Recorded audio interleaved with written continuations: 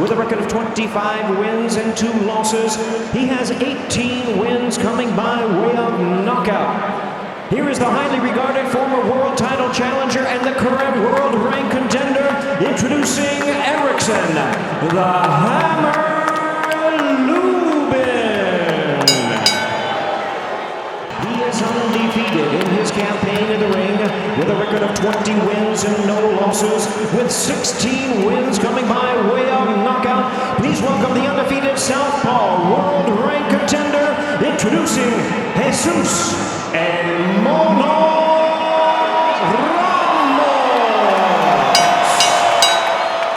Gentlemen, I gave you guys your instruction in the dressing room. I expect a clean, fair fight, start to finish, and protect yourself at all times. Good luck. Bell and round one, a battle of southpaws. Ramos has faced tough competition, including Brian Mendoza. In terms of that, this is just really a good matchup with 2 excellent fighters. No, and he's really sharp with his punches. Speaking of Lubin, Ramos hopes to continue the success of Arizona. There's a nice body shot by Ramos. Has rehabbed it, has worked with strength and conditioning coach Jamie Belt. And they've really stepped it up. He says he's been in the most intense training camp of his life, and he's in the best shape of his life. yeah, this is going to be a really technical fight. He wants to get on the inside where he can utilize that. And there it is. He heard me. And beautiful body work by Ramos and Lubin. Not supposed to lounge on the ropes. Finally turned. Got to be careful throwing it too far out.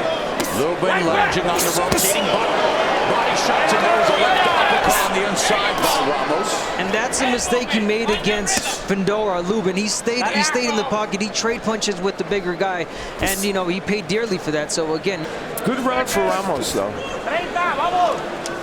Stop at the bell, guys.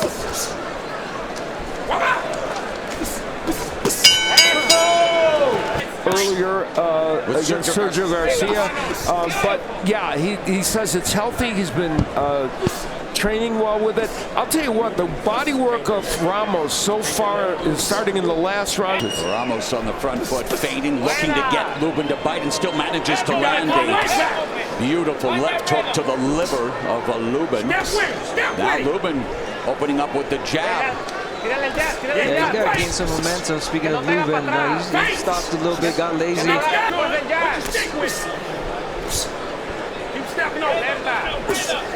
Lead left hook curled behind the guard of Lubin, and straight left hand by Ramos.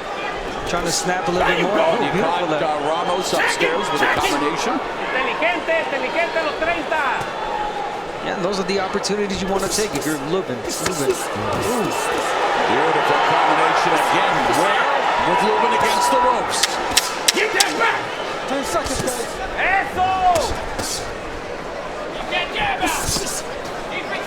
Advantage of those opportunities again. Ramos making the early investment. Good counter left by Lubin. But they're hearing us tonight. Do you have an IFB in their ears? Ramos has exploited this situation, does so again. There's a triple jab off the ropes by Lubin. He goes to the body with the left hand. Yeah, but in that sequence right there, he did it intentionally. You can look at this body shot, Al. It's all Jesus Ramos. Yeah, so we knew that was going to be a big focus of his attack. Nice left hook to the liver by Ramos, in close. Nice left uppercut. Snuck it in on the inside. Right uppercut by Ramos. Well, that's the dangerous punch for Lubin. Back foot, spending a lot of time on the ropes. There's a double jab to the body. Misses wildly with the left. And again, Ramos with that bludgeoning jab to the face of Lubin. And another one. Yes, Ramos definitely getting in closer. Good counter left by Lubin. In the left hand, but Lubin touching him up with the jab. Ooh, beautiful right to the body. Another body shot by Lubin. You know what's important about that? The right hook has been absent. He hasn't even thrown it. Well, guess what? He threw a couple to the body, so that at least gets that punch into the frame. Those body shots that Ramos is landing is definitely going to take a toll. And there's Lubin jabbing to the body, and there's a left hand. That's what he wants to try and set up with that jab to the body. There's that right hook you asked for from Lubin. But again, against the ropes, a body work from Ramos. Lubin trying to keep him at bay with the jab, eats the straight right, and then the left hook from Ramos. A left to the body, right to the body. Ramos again continues to put in the work to the body. The youngest fighter in the division's top 20 by 3 years. Think about that. That's amazing. You know, Lubin is now starting to cramp those hooks to the body. He's got to come with it and double to the head. Combination against the ropes. Punctuated. Lubin started off really good, pushing Ramos back, and that's what you want to do. Ramos doesn't seem like he knows how to fight going backwards. Again, we were always used to seeing him going forward, but hey, why don't you try that? Amping up his offense here, going to the body, putting together 1-2 combinations. In this fight. Maybe he meant to second back myself. And he really felt that Ramos wouldn't fight well going backwards, but he just hasn't been able to do it. Oh, he did it in the beginning of the fight. Right at the beginning, yeah. And if you try, obviously. There's a left hook to the body by Ramos as he continues to put in the work. 4-day KO after 6 rounds. So it doesn't mean he can't string together a bunch of rounds and win this fight. Doesn't mean he wouldn't do it in this fight, but historically, he's not a guy who gets knockouts later in fights. First was pretty close. That's great analysis. Of course, Steve, a great analyst, so you're not surprised. Because in the center of the ring, the fight is a more even fight. But when he gets on the ropes, it's not. Takes place along the ropes. That's the problem. Yeah, he's allowed that. Tonight, he hasn't even done that. Yeah.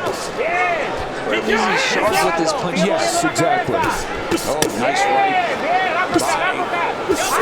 Ramos combination. And you see the uppercut. It's a dangerous dude. There's a shot to the body, another right to the body by Ramos. Lubin firing back as we complete 7. And in those recent wins, kind of a nice check right hook by Lubin, and that, of course, has been a completely missing punch from Ramos. Yeah, Ramos now, he's just ripping. But you're right, Abner. It's almost with more abandon, isn't it? Yeah, he definitely is turning those punches a lot more leverage there at the turn.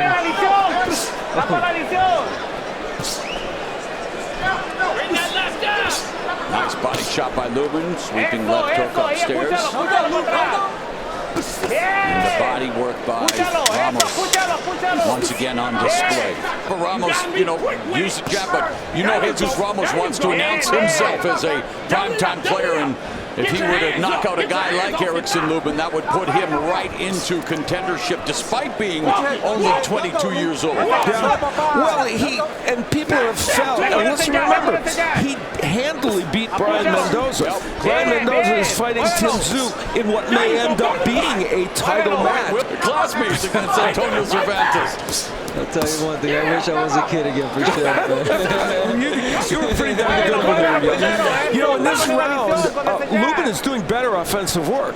He just landed a good left hand. This might be the best round of the fight for him since the first round. Thanks to Lubin, but thanks in part to Ramos, who's kind of taking it off. Keep that stick going. Let's see if Ramos, who didn't throw a lot of punches in the last round, let's see if he gets a lot more active to try and regain the momentum of this fight. And again, I mentioned never a knockout for Lubin after the 6th round. Unofficial score, Steve Hart did give Lubin the last round, the round that Ramos appeared to take on. I'm not taking anything away from Erickson Lubin. Yeah, I think it's fair to say he probably won that last round. No, he did, and then like Mo said, Ramos is not setting things on fire in this round either. He's only thrown 20 punches so far.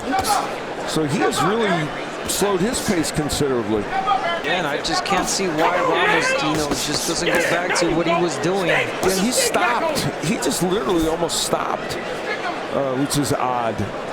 Because if you feel like you're behind in this fight, which Lubin must, at this juncture, you get this opportunity here in round 10.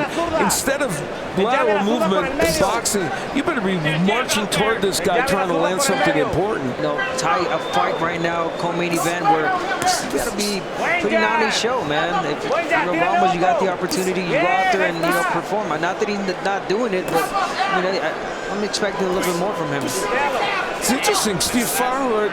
Abner, you made the point right now for Jesus Ramos. He feels like he's ahead in this fight, but this is he's been mostly a spectacular-looking fighter, and that's why people see him as the future of the junior middleweight division. Right now, he would like to step on the gas a little bit and go back to the way he was fighting 4 rounds ago to remind everybody who's watching this pay-per-view, hey, that's who I am.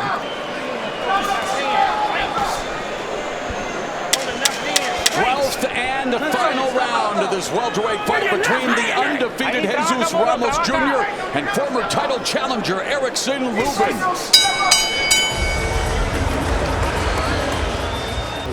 Right hook, or just straight 1-2.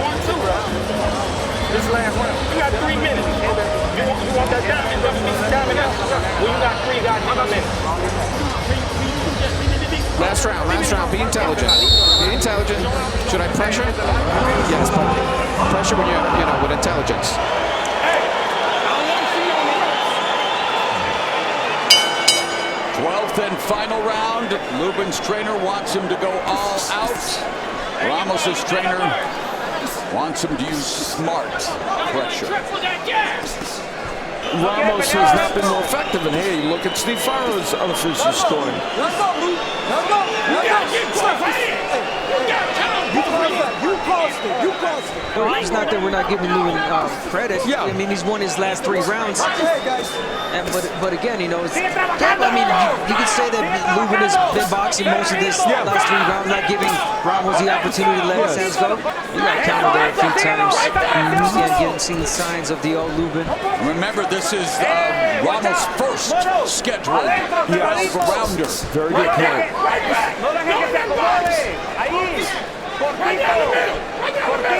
The victor, and again, Ramos controlled the first half, and then last few rounds are unofficial score. Steve Farhood has given it to the veteran Erickson Lubin. 36 minutes are in the books.